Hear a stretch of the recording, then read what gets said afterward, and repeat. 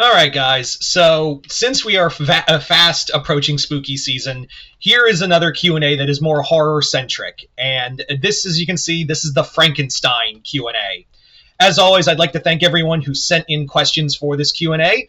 And if you'd like to be part of the next Q&A, which will be more than likely another horror adjacent one, just click the link in the description box below, head on over to my Patreon, hit the first tier, that'll allow you access to do so, as well as check out polls and episode reviews of Alien Earth and whatever theatrical movie reviews of films I see. Anyway, so without further ado, let's get started with the video, starting off with David Deister, whose first question is, what would a gender swap version of Frankenstein be like? I think it would be interesting because the closest we've had to like a gender swapped Frankenstein movie is probably, the best I can think is Frankenhooker. So I think it would be interesting if we did, and also Lisa Frankenstein, excuse me. Yeah, Lisa Frankenstein's another. And I'm sure I'm forgetting a few others. Always remember to hydrate. But basically, I think what would be interesting for a Frankenstein Q&A, I mean, for a Frankenstein gender swap movie, Jesus, for a Frankenstein movie, is the fact that for a gender swapped one and making the monster a woman, we've really only had that in a few films, but it was done by a man. So if it was a woman creating another woman, I think what would be interesting is if we talk about like gender identity as well as, kind of take like a lot of the stuff of like Ginger Snaps and Jennifer's Body and kind of apply it to that. I think that would be an interesting kind of take of like talking about like a woman's gender identity as well as like also talk about women's rights as well. I think because again, I know someone's going to might try to type in the comments, oh, horror shouldn't be woke or whatever. No, horror is arguably the one element that always talks about that has and always will talk about political issues. Like horror has always been political. It's just the level of subtlety with it. So I think if you get the right person for it, I think it would really work. That's what I got right now. Anyway, second question. Who is the best actor of Frankenstein's monster? I know it's kind of the easy answer, but it is the best answer, and that is Boris Karloff. Karloff is 100% and there are other great actors who have played the monster, but everyone, I mean, with most arguments, there's always like with Dracula, the whole thing of, who's the best Dracula, Oldman, Lee, or Lugosi. But with Frankenstein, it's easy. It's Karloff. Every performance is hard based off of Boris Karloff. There's no other way to put it other than, Boris Karloff. Every performance of the Frankenstein monster is inspired in one way or another by him and his performance. It's not even an argument. Yeah. Now, are there others that come close? Yeah, but it's always going to be Karloff. Third question. How would you write a new Universal Monster Frankenstein movie? Okay, so I got a similar question, but I'm going to answer this one because Deister specifically asked for in the Universal Monster continuity. Another one is like, how would I do a new Frankenstein movie, which I do have an idea for, but this is for like a sequel for the Frankenstein movie in the Universal Monster continuity. So I think what I would do for a Universal Monster sequel is probably disregard at least Ghost of Frankenstein. I think I would no longer have that in canon, but maybe make some loose references to Son of Frankenstein. And I think what I would like to do, with a Frankenstein film, with a Universal Monster Frankenstein film, is probably have it that the Frankensteins have tried to move on from the monster, but it's always been like a part of them. And it's like known knowledge that the Frankensteins created a monster. And we follow this would probably be like a period piece, like maybe 1950s.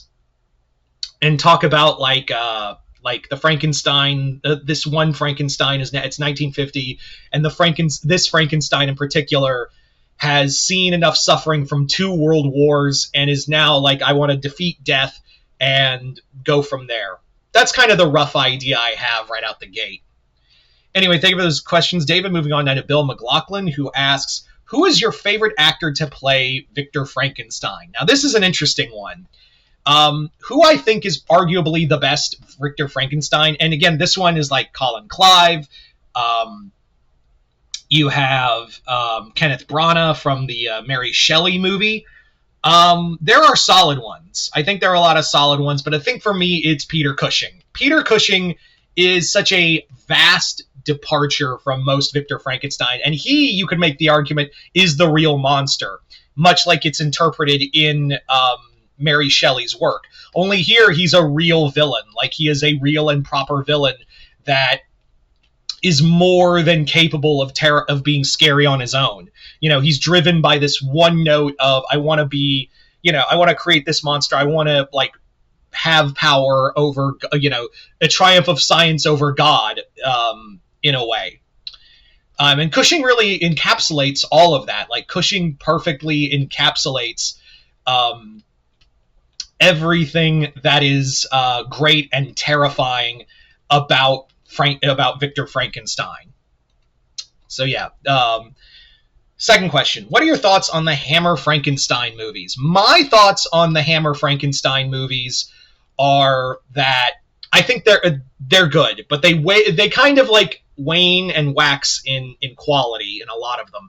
I think Curse is obviously one of Hammer's best films. That was the film that really put them on the map alongside Horror of Dracula. I think Revenge of Frankenstein is a cool, different departure. And there are some other following sequels that are really good, but they all kind of, they don't have that same kind of magic. But I will say that the Frankenstein movies, for the most part, are really solid. Although I will say that the continuity is very fucked. Like, the continuity is very thoroughly fucked, I have to be honest. Anyway, second question. Do you wish the original Universal Bride was in more movies than just Bride of Frankenstein? Yeah. The closest we're getting is not even a Universal Picture movie with Maggie Gyllenhaal's first directorial movie, The Bride. I find that fascinating that, like, Universal isn't even doing a Bride movie, and here we are with a new one. But yeah, she's everywhere, and technically speaking, she only had, like, I think about 2 minutes of screen time in the film. Like, really, she only had two minutes of screen time.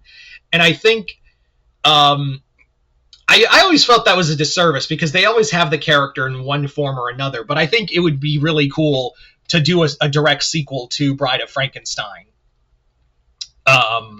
Yeah. I wish she was in more movies. Oh, Jesus. That wasn't from Bill. That was from Gordon Rajani, that question. Oops. So I guess I'll count that one. Sorry, Bill. Your real third question was, aside from the Karloff design, what is your favorite monster design? Oh, fuck, I am embarrassed. Sorry, guys. Aside from the Karloff design, what is the best Frankenstein monster design? I would probably say, like, I really dug Van Helsing's Frankenstein, that very steampunk kind of feel. I really enjoy that one. I also, there was another movie from a lesser-known Frankenstein movie called Victor Frankenstein, and I liked that one because it's more of a horror vibe with that one. It kind of reminded me a lot of Mr. X from the Resident Evil films. So yeah, those ones really strike out to me as Frankenstein monster designs. Anyway, oh man, but thank you for those questions, Bill. And now we go back to Gordon Rajani, whose first question is, do you prefer Frankenstein's monster as a dumb brute or a more intelligent one from the book? I kind of lean towards both. I think it really depends more on delivery than anything else when it comes to the monster in question. Like, it depends on the story. Like with the original like Karloff movies, those ones are like a monster like learning about his humanity. And I think it depends on more of the story you tell. I do like, I like when the monster's a brute, but I also like there are other stories where he's intelligent and wants to feel and wants things. So I kind of like honestly walk that line between the two, if I'm being honest. Third question, because I just answered your second one by accident. Third question: your favorite comic Frankenstein? My favorite comic Frankenstein is probably DC Comics Frankenstein monster. I really enjoy it on. I think it's a really cool design. First off, that kind of like it's, and also he's kind of like DC's Hellboy in a way. That's kind of what it feels like half the damn time. Where it's more like DC Comics wanted to have their own Hellboy, but then they got that instead. Yeah. So thank you for those questions, Gordon. Sorry for the mix-up again. Now we move on to Tom Hibbert, who asks, which would you say was the better Frankenstein comedy, and why? Abbott and Costello meets Frankenstein, or Mel Brooks' Young Frankenstein? Oof, that's a tough one, because they both have they both have their own things for them. They both have a lot going for them in terms of comedy, in terms of like directing, and I really like both, but I'm going to say Young Frankenstein. That one is consistently funny. Like, there are some lull moments in Abbott and Costello, and it is straight up a Frankenstein movie that, while it is a parody, it's very clear Gene Wilder and Mel Brooks and everyone else involved had a lot of love for the source material of the original films. So I would say, if I was to choose, I would probably say the one I would go with is Young Frankenstein. Second question: if you had to make a Frankenstein film, what would you make it about? Now, this one, like I said, this one's kind of like just Frankenstein as a whole, because remember, Frankenstein IP is public domain. How would I make a Frankenstein movie? Like, what would I make for a Frankenstein film? I think what I would like to do with a Frankenstein film, and I've talked about this before, is make a Frankenstein film from the perspective of the village. Like, have it be that Victor Frankenstein has come to this village claiming to be a doctor, and slowly but surely, graves are being exhumed, like people are having their limbs removed for small things, and also like there's unexplained murders, and slowly we follow the story of Frankenstein and see this monster he's made, and how that affects the village. Can they be saved? Is it like superstition and paranoia? Something along the lines of like you would see from a Robert Eggers movie is the best way I would probably describe it. So there you go. That was the second question. Jeez, I'm off my game here. Third question: do you hate it when some adaptations make the Frankenstein monster handsome when he's supposed to be made out to be rotting body parts? Yeah, I don't really like it. I genuinely do not like when they make it, because that kind of flies in the face of what the Frankenstein novel is all about. It's kind of like how, and it's one of my digs at Universal, is that they try to make the Hunchback, they try to make Quasimodo part of the Universal monsters, when the whole point of the character is that no, he's more than his looks. He's a good person. So that's always been my problem with it, is that it's been my genuine problem, is that I don't like it when they try to make him handsome and just give him a few scars here and there. Yeah, no sir, I don't like it, to quote Mr. Horse.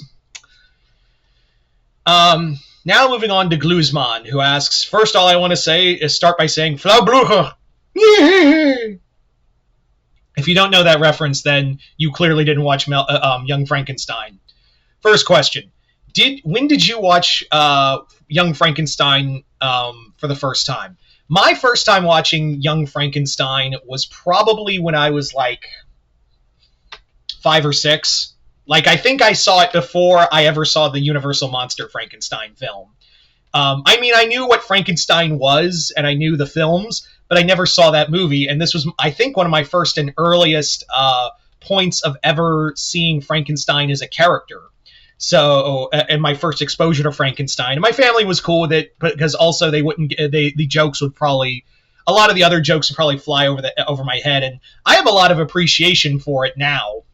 It's probably my favorite of Mel Brooks's film.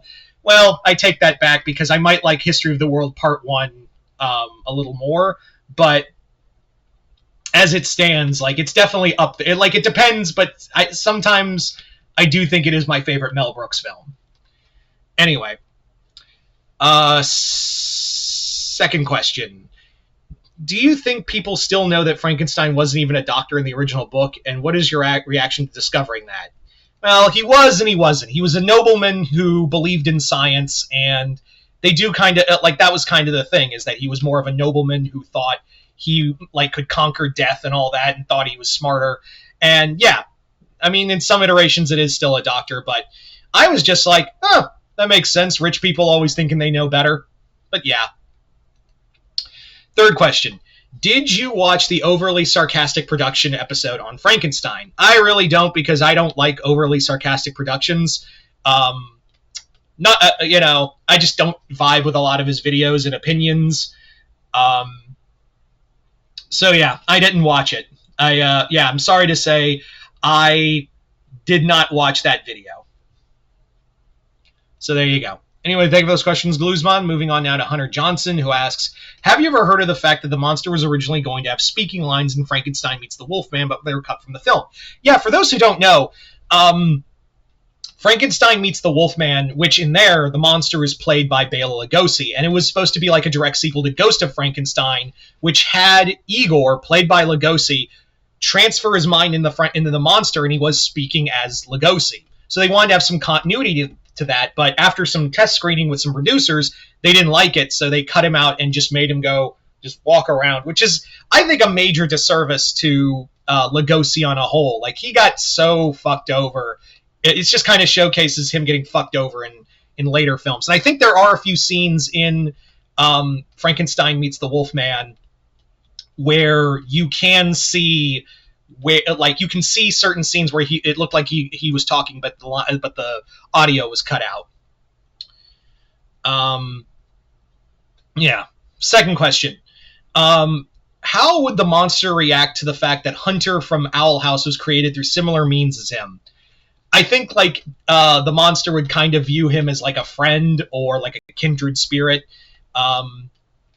Something like that. But I also think that there's a chance that the monster might also be jealous of him, because like, you came out like almost perfect, dude. Like, what the hell? So yeah. Third question. What would the Frankenstein monster think of the crystal gems? I think like he would be spooked by them, but also find them beautiful. And I think he would form a kinship with Amethyst, because an Amethyst and the monster would probably have like a kinship, because like the monster, basically, like, her and the monster kind of have that thing of like, we were born wrong, like we never asked to be made, and this is how we came out. So yeah. Think of those questions, Hunter. Moving on now to Alistair Bondman, who asks, have you ever watched that found footage Frankenstein movie it's called Frankenstein's Army? Yeah, I have seen it. It's one of my favorite found footage films of all time. I think it's a cool idea for it, and it's probably the best Resident Evil unofficial Resident Evil movie ever made.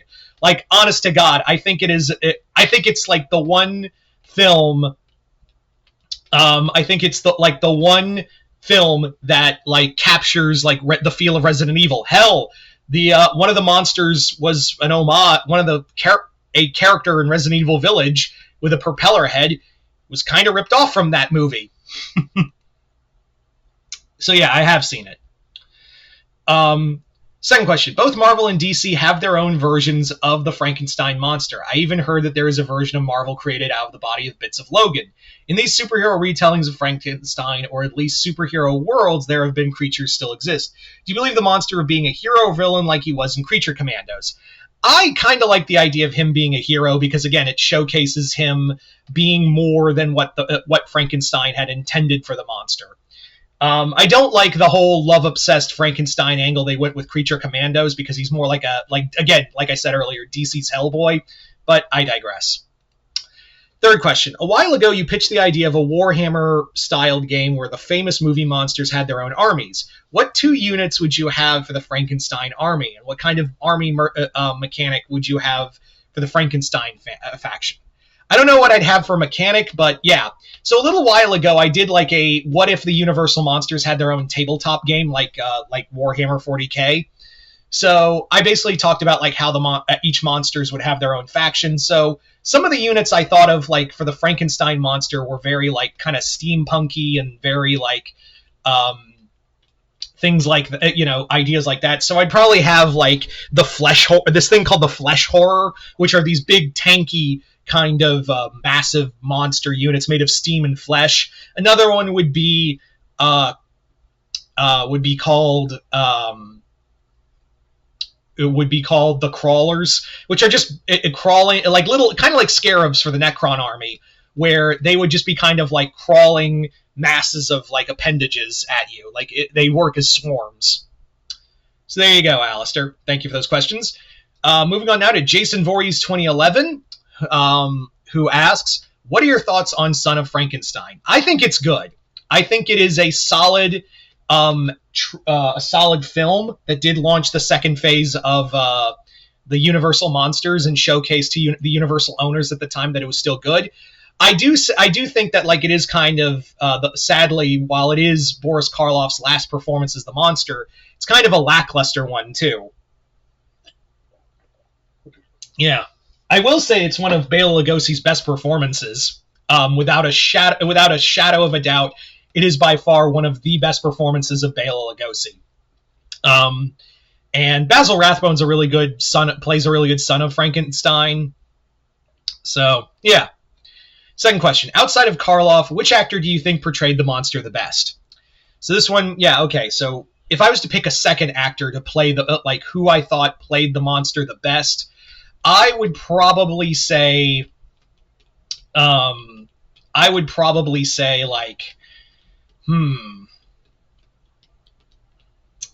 would I have picked? I think, well, actually, no, I should know this answer. It's Christopher Lee. Christopher Lee is the second best monster. He's imposing, he's terrifying, and he's just straight up a monster. He's just straight up horrifying. Third place would probably go to, like Robert De Niro's okay, but I wouldn't consider him a great Frankenstein in Mary Shelley's Frankenstein film. So probably Christopher Lee. That's kind of a basic answer. Third question. Have you ever seen the TNT Frankenstein film TV film from 1993? I feel like I have. I genuinely feel like I have seen it at one point or another, but I just can't remember a lot of it. I think it's on Tubi. I might have to rewatch it, but I want to say tentatively, yes, I have seen it. So thank you for those questions, Jason. Moving on now to Mount Vernon Kid. Chris, what's up, brother? And first question, thoughts on I Am Frankenstein. I didn't like it. I genuinely did not like I Am Frankenstein. I thought it was trying way too hard to be like Blade or one of those early 2000s kind of dark hero movies, and it just didn't work. Like the action scenes were bad. I don't like the idea of making a handsome Frankenstein monster, so yeah, I did not care for it. Second question. If you could have a conversation with Mary Shelley, what would you talk about? Well, first off, I'd call her like the baddest bitch on the planet because Mary Shelley is very metal. Like, she is the most metal bitch on the planet. I would also probably ask her like, does the book you made scare you? And if I could show her like what her creation has wrought, what would she think of like all the adaptions and whatnot? And probably ask her what's her favorite adaptation. Third question. And your third question is, what did you think about the Frankenstein monster design in Van Helsing? I really love it. Like I said earlier, it's one of my favorite designs ever.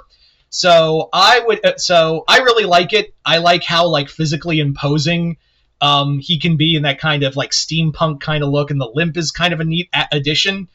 And he also has like the kind of the learned kind of the intellect of the monster. I also like how like when his head folds out like all sparking and held together like in a canister. It's a really cool design. Like, I thoroughly enjoy it. Anyway, so there you go, guys. That is pretty much my Frankenstein Q&A. I want to thank everyone who was a part of this Q&A. And yeah, If you guys would like to be part of the next one, which I'll probably announce soon, just comment below. Just hit the link in the comments below. Head on over to Patreon, hit the first tier. That'll allow you access to do so. But other than that, hope you all enjoyed this. I'm Mr. Multiverse. I'll see you next time in the multiverse.